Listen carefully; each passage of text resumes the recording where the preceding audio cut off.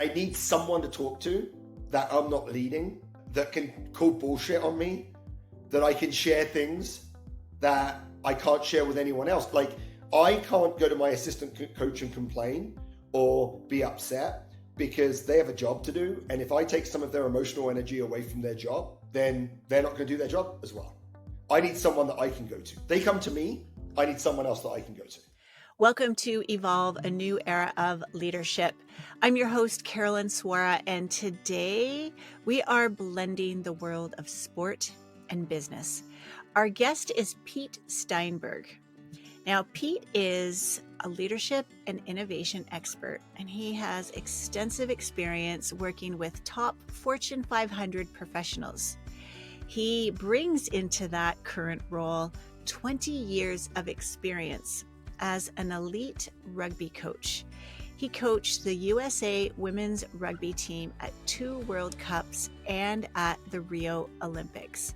He's also been a commentator on some major outlets for this sport, and he helped the Penn State team, led them to victory in 11 national championships as a coach. So I'm so excited to have this conversation with Pete, specifically about his book called Leadership Shock, where you can really see the methodology that he uses and how he's leveraged his experience as a top elite performance coach and how he brings that into our world in the corporate space. I hope you enjoy this conversation. I'm really looking forward to it. Hello, Evolve listeners. We've got our next episode for you today, and I am so excited to have Pete Steinberg on the show. Pete, welcome. Thank you, Carolyn. I'm excited to be here. Yeah, well, I need to share why. I mean, I'm excited just in general. However, I'm very excited to be in conversation with somebody who has the sport background that you have and the work that you do with leaders, because I believe we're all corporate athletes, and there's so much similarity between this notion of performance. So you wrote this great book called Leadership Shock, and we're absolutely going to dig into that. But first, can we dig into a little bit about your athletic history as a coach, near and dear? Sure. Yeah, we will get to Leadership Shock, y'all, but I think it's all linked, Carolyn. It is. Like, honestly, it's all linked. Tell us. I don't see these things as two set. Everyone else is like, oh, you have sport and business. I'm like, I treat them exactly the same. Exactly. So, I mean, I played a little bit of rugby in my day. I'll be honest, I didn't like it, but I got really hooked into World Cup rugby a few years ago. So like now I even know like the referee names. I got into the refs. Oh, wow. Anyway, let's hear a little bit. Tell us a little bit about rugby and how like just kind of what you said, like sports and business have so many similarities. So I'm going to be a little bit of a rugby advocate here. Because I don't think that all sport, I actually don't like sport analogies for business in general. Okay. And the reason why I don't like sports analogies in general for business is that sports is very outcome driven. So in other words, it's win and lose. And so what we think is that teams that win, we should learn from, and teams that lose, we shouldn't learn from. And how's that different with rugby? Well, I'll get there. So that's true for all sports. Okay. The difference in rugby, at least for most North American sports, is that rugby is a player-centered sport. So when I coached at the World Cup in 2017, I stood in the stands next to fans watching the team play.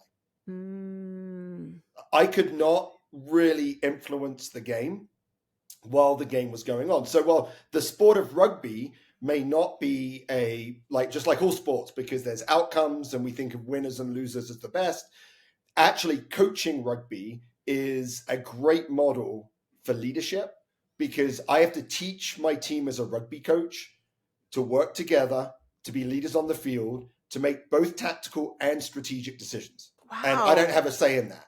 And so that's really the piece that is, I think, transfers to business very well. So I didn't notice that, but now that you say that, the coaches were, when I think of watching it, they were not near the plate. They're in a box and they're talking to the physios, right, who are talking to the players, and the players can absolutely ignore what the coach says. Okay. It is always the player's choice. Oh, I love that. Okay, I've totally bought into that, Pete. Here's the other thing, if I may. What I love about rugby is the way that the referees interact with the players and to work with them to create the game together instead of trying to insert and like, that's right, that's wrong. I love the way that they talk to them, and it's a real Yeah, partnership. so there's a couple of really interesting nuances that make rugby a little bit different there. So rugby has laws, not rules. And the Mm, reason why it has laws is laws are open to interpretation. So actually, when you're on the field, the players have to be able to communicate with the referee and say, well, hold it. How did you call that? How did you interpret that law in that moment? And then I have to go tell my team that that's how you're going to interpret the law, so we can all do it the same way. So actually, about the first 10 or 15 minutes of a rugby game, what the players do is the players are working out how is the referee interpreting the interpreting. laws. And so that Oh, requires an interaction between the players and the coach. And there's a whole bunch of really cool stuff in rugby, like the respect for the official is yes. very strong, right? So you literally say, you call it sir or ma'am, and you're like, sir, I have a question, right? If you ever like said, what the heck, ref, you'd Yep. get penalized, right? Yep. It's like there's a huge amount of respect. And I like to think, and I've refereed a little bit myself, and I like to think the referee is the 31st athlete, and that's how we should assume it. And the Yeah. nice thing about that is that all of the athletes on the field make mistakes. That's Right. part of the game. And so if you consider the ref the 31st athlete, then they're going to make mistakes, and it's okay, versus seeking perfection. Well, I think we've got the name of your next book ready. Like there, I just think that that is such a brilliant way to look at leadership too. So Right. I can see how, well, I mean, now I think before we dig into leadership shock, is there anything else about rugby and that sort of playing field that you've spent so much of your, I guess, a previous part of your life in? Anything else you want to Yeah, share yeah. about that? There's two things that I took away from rugby that, as I said, I was maybe being a little bit facetious, but I definitely took things from my elite sport experience and have always brought it to business. And when I was coaching, I brought business best practice and put it to sport. So there's huge amounts of crossover. But there's probably two things that coaching at the elite level really taught me. One is the value of time. So you're coaching a national team and you're about to play England. My very first international game was against England. It was actually, I think, Appleby College, Oh which my I think is gosh. up. Yeah. So that's Yes, up near they're just you. down the Yeah. street here. Yeah. So in Appleby College, and we were about to play England, and we got together 5 days before, and so I think we had 3 practices before we played England. That's it. Okay. So we probably had two 90-minute sessions and a 60-minute session. So we probably had 4 hours before we played the second best team in the world on my very first coaching session.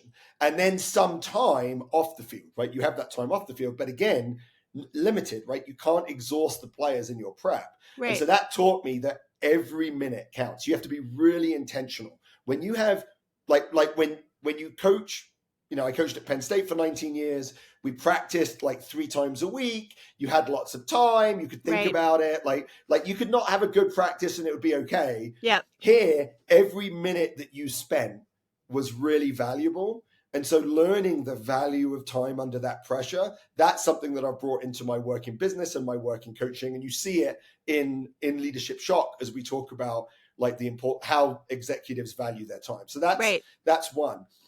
The second thing is really the concept of systems thinking Yes. and the way everything connects. So when I first started coaching rugby, I would, so I'll coach passing and I would coach tackling and I would coach evasive running and I would coach scrums and lineouts.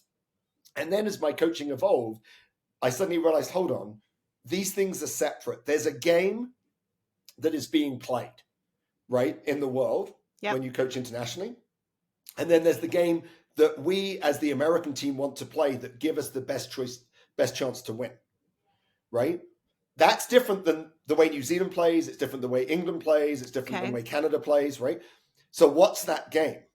And how do you teach the players to be able to play that game when you're not on the field? And that's really about building a system that all interact. So all the different parts of the game interact, and it leads you to some principles and priorities. So you say, so American athletes, we come to the game late. right? So we're not as skillful, but we're normally bigger and more athletic. Okay. And so So very simply, that's the system that the Americans would sort of take to rugby. That's the game model. The game. Okay. Yeah, the game model that the Americans want to play. Okay. And therefore, the way we play and therefore the way we practice needs to be different than the way England practices or the way New Zealand practices. Okay. And so this links exactly to leadership shock, because I've seen, and I'm fortunate enough through my connections, I'm able to take leaders and groups of leaders down to the Elite Athlete Training Center. It's an Olympic training site where the US Women's Olympic team train.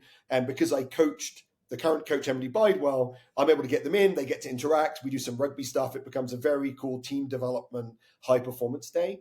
And Emily is really explicit when she talks to these executives. That's like, we have to play our game. And there have been instances in the history of rugby in the US where we have brought in a foreign coach from New Zealand or England. It's a great coach. And they've tried to play the way New Zealand plays. And which isn't going to happen in the US, right? Right. And this is actually a version of leadership shock right there, because what leadership shock is not changing the way you lead when the context around you changes. Right. And so if I'm the way I coached the Penn State team was fundamentally different than the way I coached the US team, partly because the college game is different. The game that's being played is different. The way we wanted to play was different. And the goals were different when you're coaching college kids versus internationals. And so you have to be like really evolved leaders that adjust to the context around them. And if you don't adjust, you're liable to get into leadership shock. So this is the problem, Carolyn. You asked me a question. I'm probably going to give you too much, but like fundamentally the systems thinking piece and then the value of time are the two biggest piece. But within that systems thinking is that like approach of evolving. I never wanted to coach the same way when I coached at Penn State. Every year I wanted to evolve. Every year I coached the women's national team. In fact, from assembly to assembly, I wanted to evolve and grow and change because I wanted to learn from that example of that interaction with the players, with an opposition, and say, what can I do better and how can I evolve? So I think if you're on a journey of evolution as a leader, you're unlikely to fall into leadership shock. But I know, especially early on in your career, it's really hard to be that aware and that intentional. Exactly. Oh, there's so many beautiful things. I want to ask you so many questions about coaching at an international level. I almost went there. When you think of decisions in your life and pathways, I chose to go to teachers college instead of getting my master's of coaching. And if I had taken that path, I would have been in the 96 Olympics coaching softball. Oh, wow. That's amazing. I chose not to do that path. The team I coached, we went to nationals a few times, and a few of the women I played with played in the Olympics. But yeah, just personally, there's a piece of me that wants to talk about your international coaching. Well, I will. So let me just say this. I remember when I was on my pathway, right? And I was looking up and I'm like, oh, I want to do that. And I talked to actually a guy that used to coach the Canadian men's team. Yeah. And he was working in the US, and a very wise guy. And he's like, it's really not worth it. Yeah. And what I would say is coaching at a World Cup or the Olympics is not a fun experience. Why not? Because of the pressure. So is that the same as being a CEO? And I think it's exactly the same. I would say it's exactly the same as being a CEO. What I would say though is that at least in rugby, it's a huge jump. So when you're a CEO, you become the vice president of a function, you become a president of a business unit. Slowly the pressure goes up. Yeah. For me, it jumps from coaching Penn State, which is not high level, high pressure. I'm not going to get fired. If I would coach the Penn State team for as long as I wanted to coaching at the Olympics. And then there is no professional league in between. Right. And so particularly in 2017, and I'll share this with you coach to coach, and then I have a question for you. Okay. So in 2014, let me go back. So I coached at Penn State because I love seeing rugby help women develop. That's why I coached. I never really cared about winning. I don't really care about winning as a coach. That's the player's job. What I wanted to do is to give them the best chance to be their best selves, and therefore they would win. Right. 2011, the previous US coach stepped down, and a woman called Christy Ringenberg, who was the athlete rep on the board, calls me up and is like, Pete, you haven't applied for the job for the national team. I'm like, yeah, I just don't know that it fits my philosophy. I don't really care about winning. Can you coach a national team and not care about winning? And she said, well, like, I've had these conversations with you. You've always had these complaints. Now you have some chance to do it. You should apply. So I applied and I got the job. And I went to 2014. The World Cup was in Paris. And I was like, all right, my goal is to make this a transformative experience for the people on the team. Okay. And if I make it a transformative experience, then they'll play at their best. And we had a great culture. Like, people loved it. I was really good at building cultures. Like, they loved being on the team. We did not perform at our best. And so leading to 2017, I was, and what I realized, honest Carolyn, was that I was coaching to my goals, not to the athletes' goals. Yep. And so I said, look, I have to coach to win. Because that's the job and that's what the athletes want to do. And so changed the way I coached, and we became a performance culture, which is what was different the change? What was culture. The difference like for you? So, what changed for you? So what changed for me is accountability. Okay. Both for coaches and players.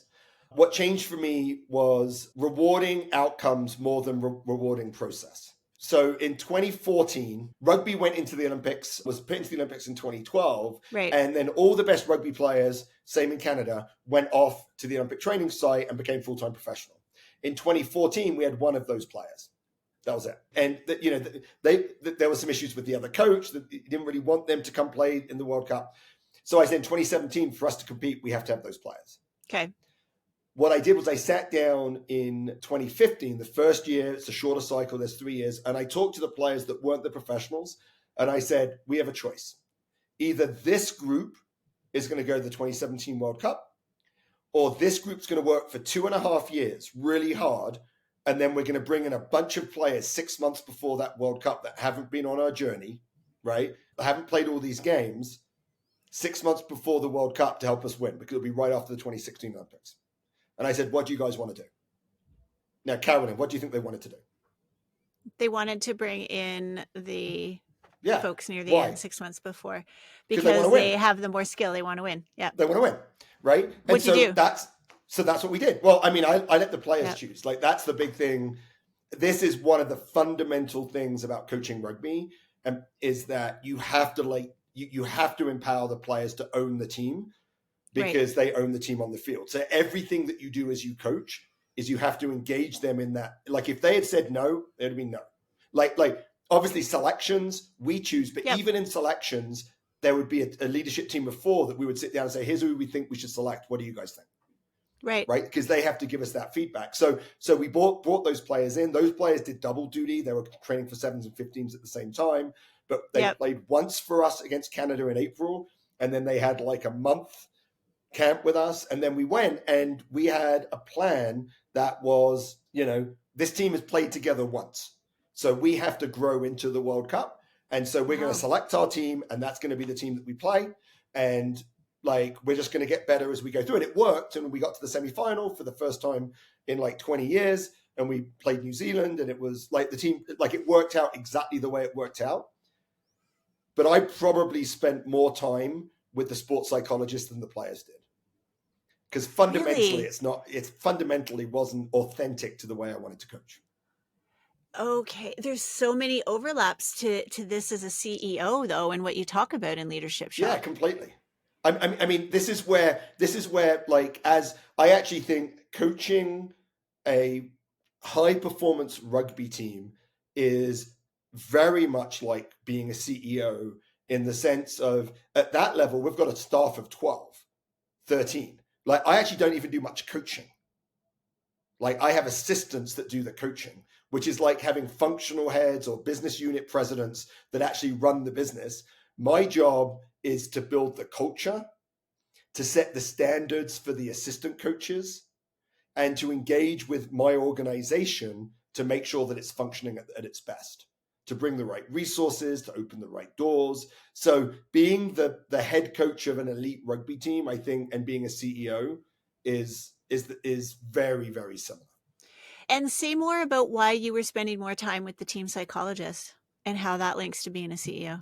So I do a lot of work with KPMG, and I bring women's rugby players, the Olympians, to KPMG, to talk to them about how to be really elite performers. Yep. And they all talk about the value of their sports psychologist and how their sports psychologist helps them be at their best. That's the value of a great executive coach for a CEO. You need someone. I mean, I was really open. People never called me coach. They called me Pete. Yep. I tried not to get a hierarchy, but guess what? I make choices about the careers of the players on my team. And I need someone to talk to that I'm not leading, that can call bullshit on me, that I can share things that I can't share with anyone else. Like, I can't go to my assistant coach and complain or be upset because they have a job to do. And if I take some of their emotional energy away from their job, then they're not going to do their job as well. I need someone that I can go to. They come to me. I need someone else that I can go to. And I think that's the way it's the equivalent. And I love, because, we don't often think about the support that coaches need. And especially when you're coaching at that level, it must be isolating completely. And lonely. Yeah, it is completely. I actually think coach wellness, so athlete wellness, there's a big ramp up of athlete wellness. I actually think coach wellness you'll see coming next, because I think the pressures on the coaches are really extreme. And I think that it's not healthy right at the top. Like when you're at the Olympics or at the World Cup, it's not healthy. Like, no, it's kind of not healthy for anyone. I always joke. I have a 4-year-old and 7-year-old, and I always tell my friends that I want my kids to be like above average, but not great at any sport, because I don't want them to be elite athletes. Because elite athletes comes with huge sacrifice and a very, very small payoff. Totally agree. Oof, we could talk for a long time about this. Well, I have a question for you, Carolyn, about coaching before we get to leadership shock. If you went back to your young self and that decision point of masters in coaching, and by the way, 96 Olympics for softball, that was a big deal. That was in Atlanta. I know it was. That was like, I know it was. That was a big deal. Or teaching. Would you go back and tell them to make a different decision? Absolutely. A bajillion %. So why did you not go that pathway? Oh, all right. Love it. Let's go there. Why did I not? A few reasons. I had always thought, so I had 3 choices. I was going to go to teacher's college and be a gym teacher. I was going to do a master's in public health because I liked health and I didn't want to be a doctor, and that serves the greater good. But I loved coaching. And I was a better coach than I was a player. I was an average player, but I knew the game and I knew the people side of it. Teachers college was the safest option for me. And when I say safe, is it followed old patterns. It sort of followed, from a young age. It led you to a job. It led you to a career. Exactly. And we have to be kind that back then, when we were growing up, that was like now taking a risk. Like, parents encourage their kids to take a risk. But back then, our parents weren't encouraging us to take a risk. They were like, get a degree that gets you a job.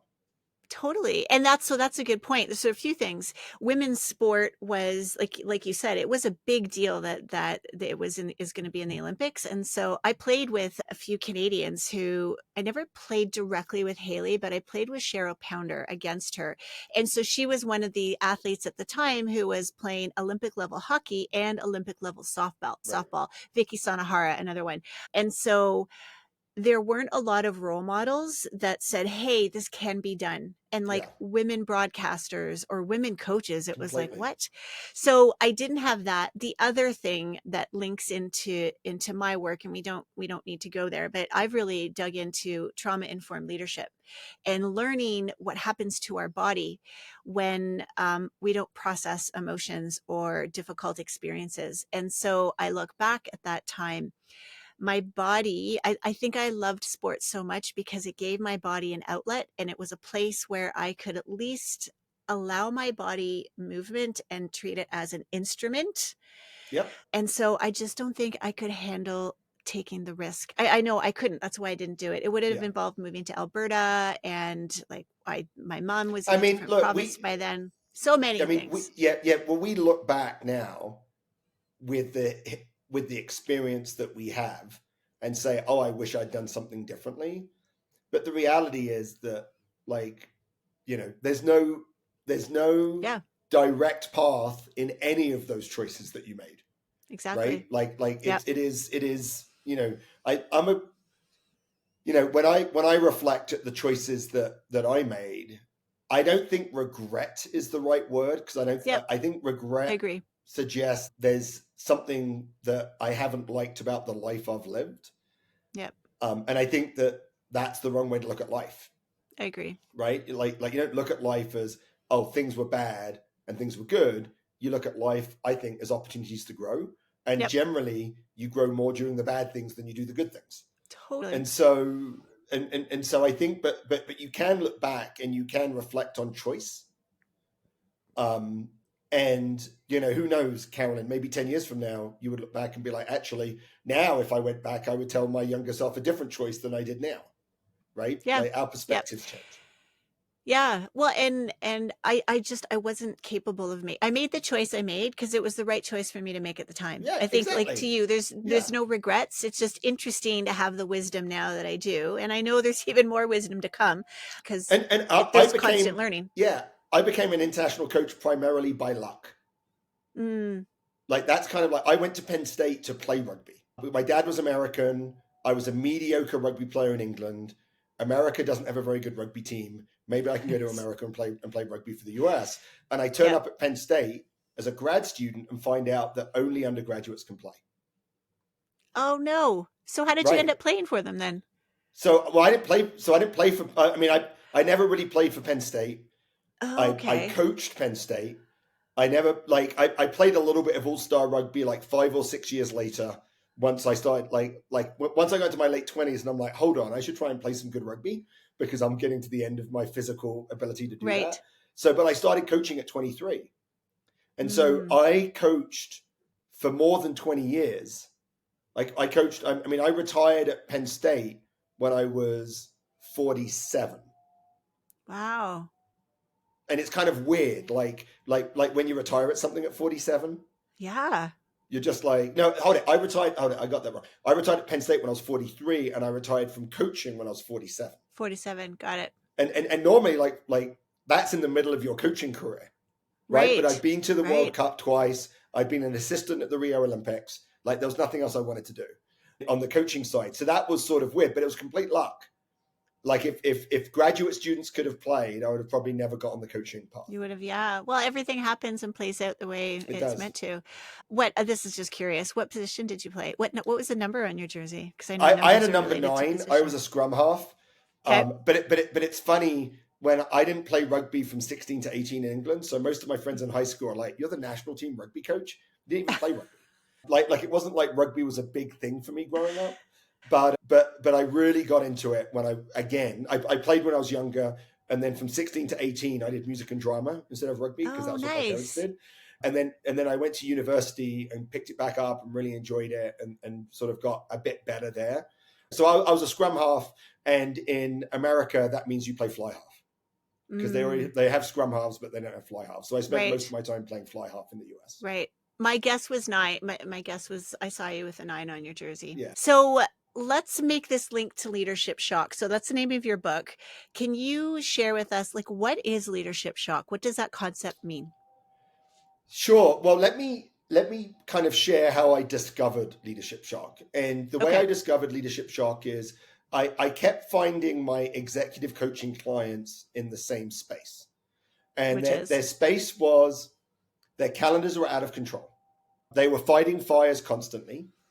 Their teams were really confused, and they never felt like they were doing a good job. And I mm, kept like because like often as an executive coach, the organization will come to you and say, "We have Joe's a leader. Can you come and help her?"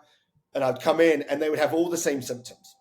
yep. And it probably took me longer than it should have, right? Like to piece it all together.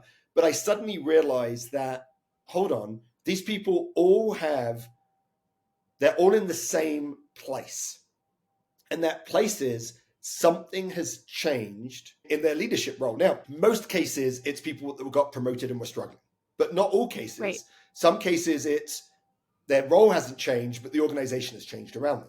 Sometimes it's they haven't changed, the organization hasn't changed, but they have a brand new boss that has very new demands on them. There's something around their context that has changed that has made that has led them down this space of functioning, but not doing it very well. So the reason why I call it leadership shock, and it was actually a professor at University of Colorado, who said, this sounds like shock.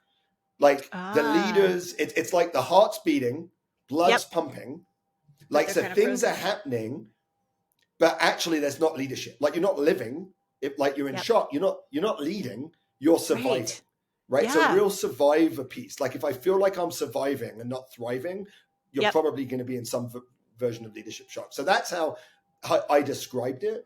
And it normally happens because people got into a role because they were really good at doing things a certain way. And this new role requires them to lead differently. But because we're mostly implicit about how we lead and what we do, they haven't changed the way that they lead. And therefore, all hell's broken loose. And so that's really mostly what leadership shock happens. I mean, I resonated at first when I saw the title. I was like, oh, what is this going to be about? And then as soon as I read that description, like you said, about the calendar being full and the team being like confused, I was like, oh my gosh, what a brilliant term. You just said a comment there. You said a word about implicit. Can you share more? What do you mean by that? What do leaders need to make explicit? Well, I mean, almost everything. I would say, I think intentionality, this leads back to elite sport. You know, if you want to be an Olympian, you're really intentional. You're like, what am I doing today? What am I doing next? What am I doing this? Like you're being very intentional about what you're doing because you're like, I want to make the Olympic team and I want to win a gold, and I'm really intentional. And you're intentional about what you eat, what you think, what you eat, what you think, all of that. How you recover, all of it. It's the system the high performance system that you live in. And most of us in business aren't intentional.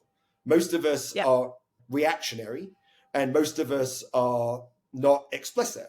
And so I would argue that you have to be explicit about your thoughts, right? You have to be aware of your inner monologue, why you're thinking, and not just what you're thinking, but why you think. So in the book, we talk a lot about metacognition. And so metacognition is not just reflection, but it's why you think that is. Yeah. Right. So it's not like, oh, I think we get this a lot. I get this a lot. I want to be a servant leader. I think servant leadership is good. I'm like, okay, why? Yeah. Like you have to get to that point. Or I worked with a leader recently who says fun's important to me. I'm like, okay, let's talk about why that is. Fun's an outcome. Right. So you've really got it. So you got to be really intentional about your thoughts. And again, this is what elite athletes do. Like when someone's about to kick a penalty, they are managing what's going on in their head. Right. They're being mindful. I struggle with the term mindfulness because people think mindfulness is meditation. When meditation is a way of, it's present. Right.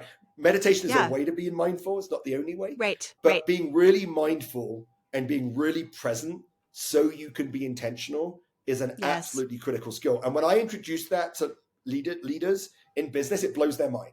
They're like, what have I been doing for the last 20 years? Like, how have I been successful? Not being intentional about what I do. So I think being explicit about the starting point is being explicit about what you think and why you think it. And then through the authentic leadership model that's in the book, you come out with being explicit about where do I want to focus and what kind of leader do I want to be. And that links back to the calendar. So in your book, you talked about the story with Michael. When you can get explicit with these things, you could see over the story or the fable that you shared how Michael was able to fix the calendaring problem. Right. And it wasn't, here's what I loved so much about it, Pete. There was two things. One is it didn't happen like that. There were bumps along the way. And I just loved the ending and how one of those characters circled back. I was like, yes, with that same By the way, problem. Carolyn, this is filling my emotional tank because I wrote Leadership Shock to be a business book that I would finish. Because I don't finish many business books. Like I read about a third of them and then I'm like, okay, I've got it. Like I don't need to read any more. But the idea of the fable is that hopefully it encourages you to get to the end. And so that's sort of like the goal of the book. So that's great. I love the fact that you found that a powerful model. I did. I just think it's I see so many leaders feel beholden to their calendar. and helpless that they are unable to pull out of it. And it's not a checklist, like it, to come back to the Right. emotional thing or the presencing thing. And it was a realistic story. I also was in that industry, so I was like, oh yeah, I know Oh, exactly what yeah. you're talking about. I would And like to point out there is no client called Michael. This yeah, is an amalgamation. that's what I figured. Yeah, it was relatable. It was, I don't want to say easy to understand, although the simplicity of your model is, I think, part of its power as well. Yeah, I mean, I think it's there's like it's the system, right? So it's a Yep. system, and you know there. I don't think it's unique. I think there's a lot of executive coaching systems that are out there that work. It's the thing that works for me when I work with clients, and I think fundamentally it brings together two pieces of the executive coaching world that don't always intersect. I have colleagues that are amazing that do purpose work, Yep. but their purpose work is like the individual purpose. It's like it's really not connected to what they're trying to do in their role. And Yep. then there are models that are around how do you build your vision and strategy, and like how do you really operationalize what you're trying to do in your role that's very business specific. And the Right. authentic leadership model, the goal is to bring those two together because they do intersect. I cannot Right. separate the things that I believe about myself from the role that I'm fulfilling and the vision I want to fulfill. Like you can't separate those two; they interact, Right. and that's really what the model's trying to do. And it's iterative. And I'll tell you what's interesting is for the leaders that really engage in the model. And I would just say the book is to kind of share the model with people that aren't at the C-suite, right? Like you can Yep. be in leadership shock in your very first management role. Like I was a really Yep. good sales guy. That's what I was really good, and now I've become the manager of sales.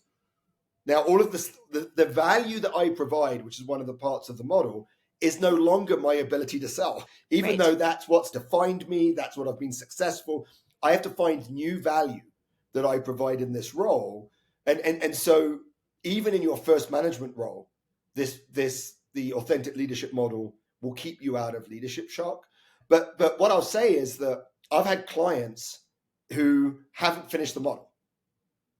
And the reason and they didn't have to, because they just got it. Like once you Right. made these pieces intentional, they made those connections on their own, and they were able to manage their calendar, and they were able to understand how they lead. They were able to internalize the model so well. Right. And that's part of the executive coaching piece. And that's one of the things I would say if you're going to leverage the book is that each book goes through each piece of the model. You hear the story of Michael, it explains that piece, and then it gives you a chance to like reflect yourself. Yep. Do not sit down and read the model in one go. Teach each chapter and reflect and take some time. Test. Go talk to colleagues. Go talk to your boss. It's that's the value. That often the value is sitting down with your boss saying, "Here's the role that I think you want me to play. Is this the role you want me to play?" Yep. Right? Like having those discussions or talking with your team about your leadership beliefs. I think I always say, like we talk about implicit and explicit. I often find myself coaching leaders because there's problems with their team. They come to me and they say, my team's not performing as well as it should or could. It's them. And so I go do an assessment, and the answer is, leader, it's your problem. You're the reason. Yep. I mean, I don't say it like that, but kind of like that. Yeah. And Yep. and what I'm able to do in that is I can come to them and I can say, oh, I know what kind of leader you want to be. Well, sorry, I can tell you what leader you are, and I can tell you what your priorities are, even though the leader doesn't know those, because their team can articulate it. Their team knows it. Right. Because their team works with them and says, yeah, here are the 4 things that are really important to Pete, right? Here are the 4 ways Pete leads. And the vast majority of the time, that's all implicit. And the leader doesn't even know how they're being seen, doesn't even know what their priorities are. Yeah. Well, okay. So a few things. The authenticity. So that's not a word that is used. I found, so that word I think can get thrown around and can be a really quick buzzword. What I appreciated about your book is it didn't seem to be like throughout the entire book, but it was definitely an undercurrent. And here is my take is that being in leadership shock, which is kind of a normal place to be. I don't want to like anyone to feel shame for being there. We've all been there. It's very normal. And to pull out of it, you really need to tap in with that authenticity. But it wasn't a term, like I said, that you sort of overuse. So I just wanted to share that. I thought that was helpful. So I think authenticity which is really being true to yourself, is important for sustainability. So Yes. often when leaders are in leadership shock, they find themselves a little bit like when I was coaching at the Rugby World Cup in 2017. Right. They find themselves leading in a way that's not authentic, and it's draining. Right. It's like exhausting because it's not actually the way you want to lead. Now, they haven't articulated the way they want to lead. They just know that this job is not giving me energy. Every day at the end of the day, I'm just drained. And so the authentic part starts with your purpose, right? So it's like, what does fill your emotional tank? What is it that you want to do in your life? What impact do you want to make? And then it has, what's the value that you provide? What do you bring to the table in this role? And then it has, what do you believe about leadership? So those three things they're not static, but they come from you, right? That's regardless of what your role is. I think the value you provide can be contextual, but your leadership beliefs and your purpose generally don't change. And so those two pieces, that's why we start at purpose. And because the model's all iterative, you go back and you think, like, you create a piece of the model, then you test it against previous pieces. And so you can adjust it, but you start with purpose, but then you move on. To your point, it's not like, oh, the purpose is the thing. It's the purpose is the foundation. And whatever you're doing needs to link to your purpose. If it doesn't link to your purpose, it's not going to be authentic. If it doesn't link to your leadership beliefs, it's not going to be authentic. And therefore, it's going to be exhausting, right? Where if it's authentic, it's energy giving. And it makes you feel good about yourself, right? It builds your self-esteem as a leader. And I think that's important. And I want to bring this back I want to circle back to what we were talking at the beginning of our conversation. When we are not clear about our own authenticity, being true to ourselves, we get swept up in the system. Right, completely. And if we come back to what you were saying about coaching rugby and how rugby in particular as a sport requires you to know who you are, right? The example you gave of like, this is how we're going to play rugby as a US team, not as a New Zealand team. Right. Yeah, absolutely. And that takes some work, right? It takes does. some work to say, like, actually, who are we? What do we want to be? What's our identity? And that takes work for a leader too. And so I think that's, it's interesting. I recently worked with a leader who moved into a new organization, and actually leadership shock, I think, is most likely when you're promoted from within, because everything feels the same. Yes. Right? So when you're promoted from within, everything feels the same. When you actually move to a new organization, you're less likely to be in leadership shock because you're like, oh, it's all different. But in this case, the leader, she came into a role and she had a boss that led very differently than her. And she was getting into leadership shock because she was taking on traits of her boss that weren't authentic. And that was which I can understand. Like there's no judgment there. It's like, like you're just like, I need to survive with my boss, and my boss is leading this way. Therefore I lead this way, but that's not how I want to lead. Therefore I feel shitty about myself.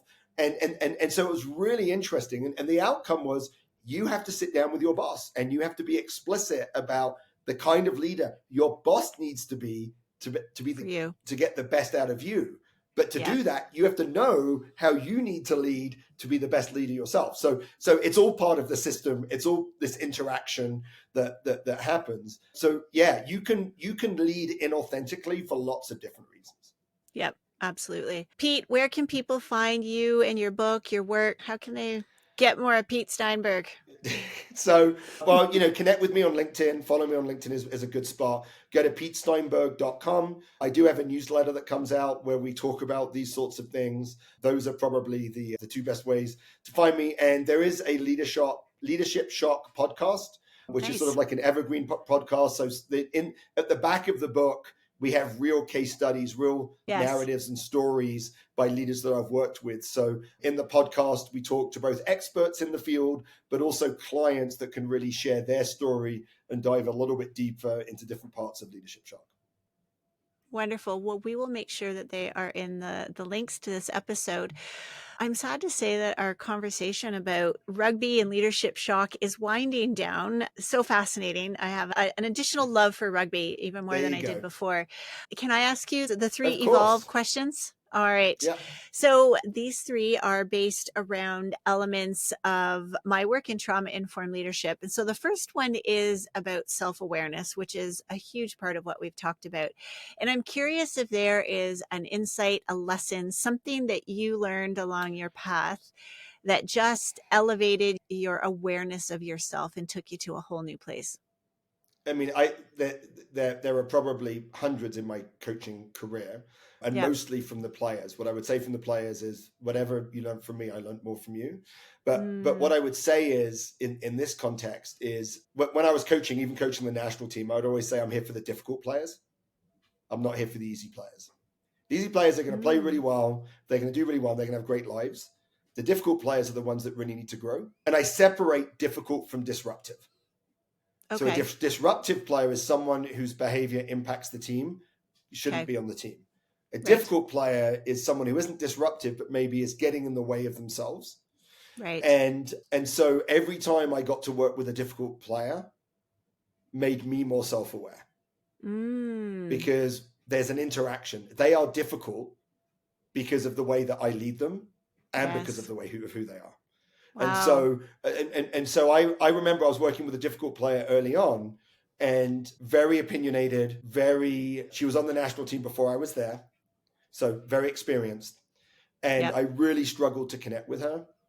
And I Mm, remember after a particular cultural transgression, is the way mhm. I would put it, we sat down, and what I realized was she needed voice. The big thing that she felt like she didn't have was voice.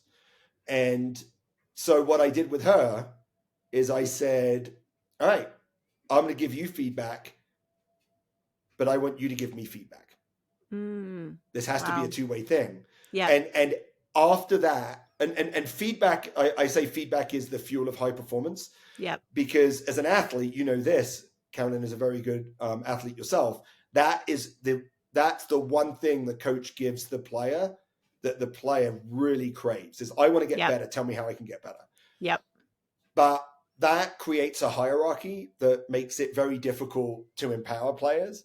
And so from that moment, I realized, hold on, I always need to receive feedback.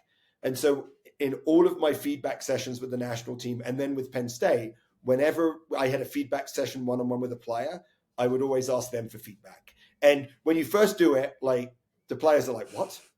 Like, and they're like, you're great. I'm like, not good feedback, not useful. Yep. Give me useful feedback. But after a while, they would start saying, yeah, you know what? That practice yesterday, that was shit. Like, I don't Mm, know what we were doing. It seemed like a waste of time. I'm like, great. Let's talk together about how we can make it better. And I think that was having someone that you lead be open to give you feedback is amazing for self-awareness, oh, because you don't so know, much so. right? And You don't know. I just love how you just embedded it into how you all operated. Yeah, Honestly, it became part of our Pete, you got to process. write a book about rugby in the boardroom. Like the second question is, we're going to come back to presence or mindfulness. I'm with you. That word meditation, mindfulness can sort of elicit other thoughts for people. What's a presencing practice that you use that really helps you stay in the moment, be Yeah. So regulated, all that yeah. stuff? So I do block breathing, Okay. Is that right? like So box? block. Yeah. Yeah. So Yep. like, it is, regulating your breathing, being aware of your breathing. And this is something when I'm doing something that I have a knot in my stomach. So Mm, when I get nervous, I get a knot in my stomach. And yep. it used to be that I would try to get rid of it. Right? I'd be like, oh, I should not do whatever's giving me that knot. And as I've Right. matured, I've realized, oh no, this means I'm about to do something hard. That means I'm going to grow. Right. But getting that knot can get your nervous system worked up. Yep. Right? And so you need Yep. to calm down your nervous system. And so doing breathing exercises where I count in, and I in through the nose, out through the mouth, and I count, helps me relax my nervous system so I can be at my best. The knot doesn't go away. I don't want it to go Right. away, Yep. but it manages the physical reaction Right. to the knot. And if I can manage the Lovely. physical reaction to the knot, then I'm really able to be my best in whatever that situation is. Yeah. So you were doing a lot of box breathing at the Olympics, I'm guessing. But yeah, I mean, it's funny. We did for a client, they brought 900 leaders together and we had high performance stations and we had cup stacking. And so we worked with the sports psychologist I worked with at the World Cup, and we did cup stacking, and we worked on visualization and breathing exercises. So we kind of like taught them as part of the cup stacking, but we made it competitive. And the COO of the organization became super competitive.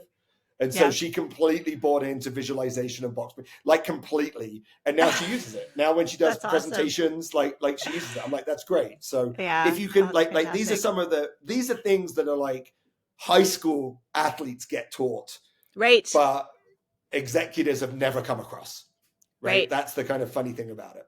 Yeah. Okay. Third question. A song or genre of music that makes you feel connected to something bigger than yourself. So I think I shared with you, Carolyn, I can't remember if it was before we recorded or part of the recording, that I didn't play rugby from 16 to 18 because I did music and drama. And so I think a lot of my coaching and learning skills comes from music. So I did a lot of, like, very young, I was teaching music sort of like to people that were just a bit younger than me.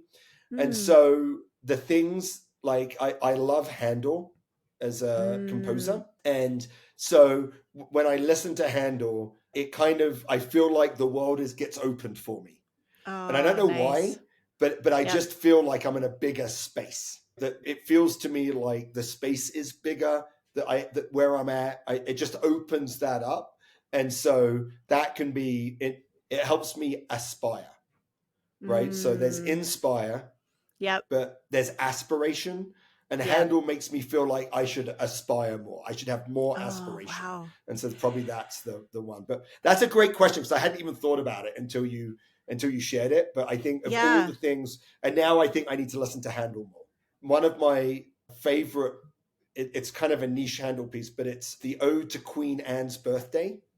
Okay. So it's it's this piece, and it starts with a voice, and then it's two voices. And it's just, I just find it really powerful. But Handel's like one of those composers that, you know, all the time it's in a movie. You just don't know it's Handel. Yeah. It's one of the, oh yeah, I know that. Exactly. Oh, that's Handel. Yeah. Well, Pete, it has been an absolute pleasure having you on the show. And thank you so much for coming on. Yeah, absolutely. This has been a great discussion, Carolyn. I really appreciate the opportunity. All right. And thanks to all of you for tuning in. We look forward to hearing your thoughts on this episode. As Pete said, we're looking for feedback. Well, I knew before this conversation that there were strong, similar themes between performance in a business and performance on a playing field. What I didn't know was the philosophy behind rugby and how coaches interact with the teams and how the team plays the game with the referee, with the officials. Ooh, so many learnings. I hope you enjoyed that connection between sport and business, and that you could see how those learnings, whether or not you enjoy sport, I hope you were able to make those connections between performance in general and how that can help you as a leader navigate through the leadership shock that you might be experiencing now, or perhaps have experienced in the past, that it's giving you some insight to reflect on about your own leadership journey. Thanks again for tuning in. Would really appreciate it if you could leave a rating and even better, a review on the platform that you listen to the podcast with. Would truly appreciate it. We'll see you next time. Bye for now.